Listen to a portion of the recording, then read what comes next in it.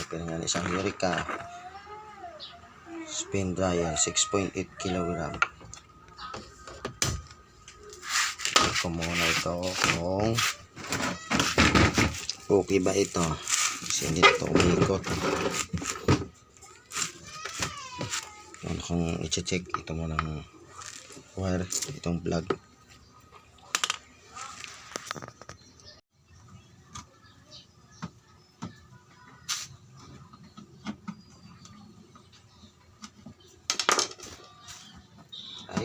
Buksan ko muna to para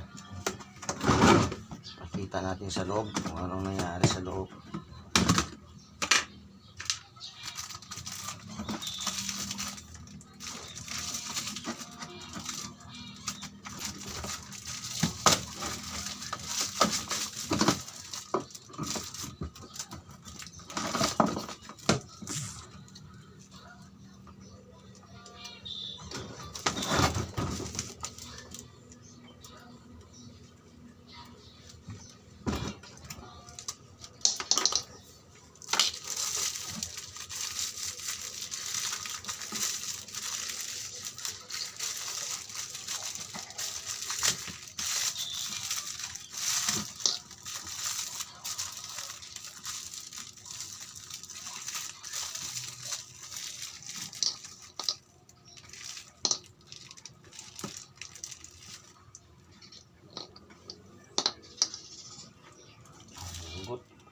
Tanggal.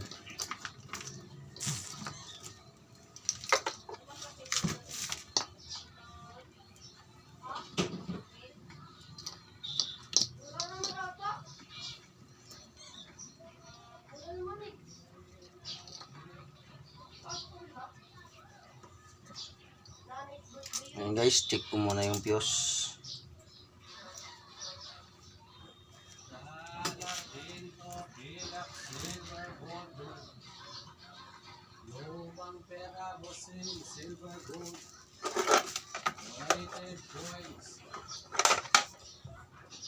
Guys, kailangan ko muna ako ng tester. Una ko, iti-tester ko muna yung fuse. Isisit ko muna ito sa buzzer. Ayan guys, buzzer. Ayan. Huwag natin kung tutunog ba. Ayan guys, tumutunog naman. Okay naman po yung fuse. So, yung iti-check ay itong saksakan, itong plug nya. Tapos natin.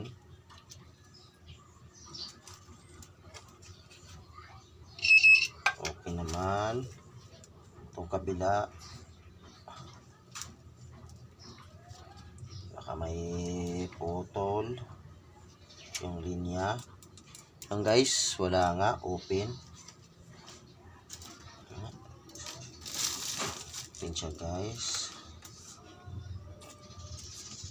Subukan natin, baka may putol dito. May putol nito.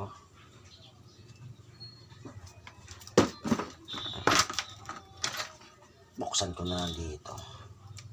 Ayun natin to para sigurado tayo kung talagang hindi ba tumunog. Basang open talaga. Saksakan na nasira diyan. Wala talaga guys. Ayan, open tong isang linya, itong brown, kaya pala hindi siya gumagana.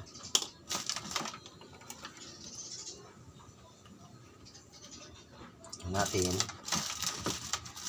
ay i-testing ko, katingin ko muna to.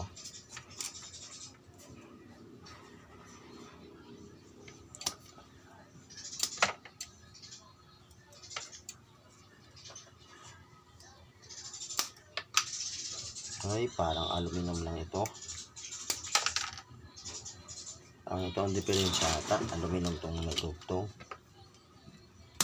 Guys, dito tayo mag-testing. Kung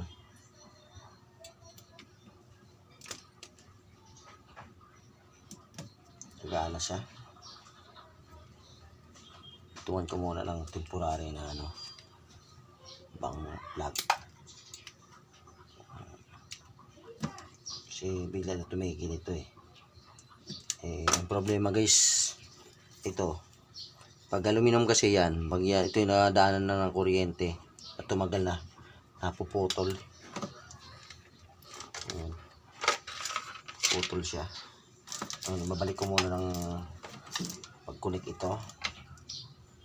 Ito. Natin. Saan na yung fuse ko? Wala na yung fuse. So guys, ibalik ko muna yung fuse.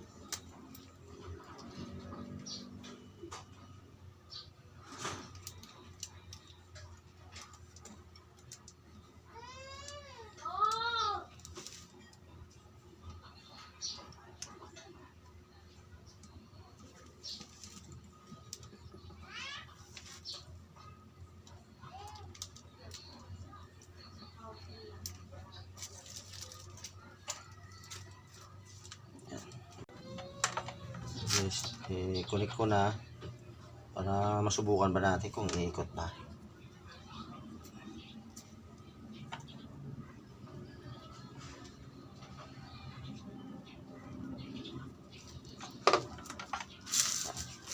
Guys, isasaksak ko muna. Medyo malayo yung saksakan ko eh. So guys, pipihitin ko yung timer. Ayun guys, umiikot. Okay, yun lang pala ang sira niya. Yan. Okay, so umiikot sa ilalim. Pansin nyo. Yan, bubuksan ko yung ano, dryer.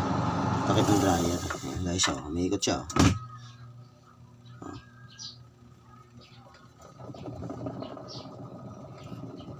Yan, okay na guys. Yun lang ang sira niya. Putol yung wire sa plug. Nga pala, kung bago ka pa lang sa aking channel, paki-subscribe na lang po at Reglio Navarra YouTube channel. Sa inyong salamat sa panonood ng aking video. So guys, ano ko na lang ito. Talagyan na ng electrical tape. Nga pala guys, kung kayo mo magre-repair o mag-check, ang unahan nyo muna mga wire. Yan. I-check nyo muna itong mga wire nya, yung plug nya, yan, mga linya. Masaksak pa pala to. Yung mga linya nito, fuse, yan. Kung hindi pa gumagana, yan, i-check nyo yung contact point, timer, or so yung gagawin, pag wala pa, rekta muna rito. Titesting nyo pag rekta. Yan, para madali yung makita yung sira. Pinaka-importante yan, pag ganyan talaga na open, hindi man lang umuugong, wala talagang kaugong-ugong yung motor, wala talagang power na pumapasok, i-check nyo yung plug nya muna, yung saksakan. Baka doon lang kagaya sa itong ginawa ko, plug lang. Yung guys, dali lang mag-repair. Basta yun lang ang sira nya, mga wiring-wiring. Salamat sa panonood ng aking video.